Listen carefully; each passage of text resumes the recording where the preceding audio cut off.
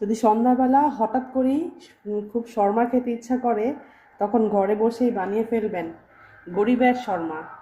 যদি সকালের একটা রুটি বেঁচে থাকে, সেই রুটির মধ্যেই যদি ঘরে চিকেন না থাকে কোনো সমস্যা নেই, ডিম তো আছে। ডিম ভেজে চিকেনের জায়গাটা দখল করে নিতে হবে। তারপরে কুচানো পেঁয়াজ,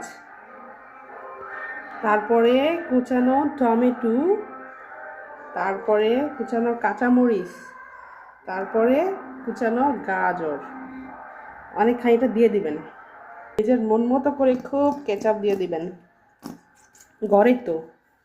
তারপরে ঘরে বানিয়ে নেবেন হোয়াইট সস, মানে মেয়োনিজ, হয়তো মেয়োনিজ বলে, অনেকে হোয়াইট সস বলে। সুন্দর করে দিয়ে নেবেন।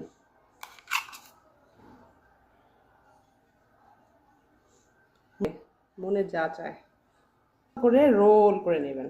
রোল রোল রোল, এই তো। তারপরে এই তো ঘরে বসে উপভোগ করবেন গরিবদের শর্মা।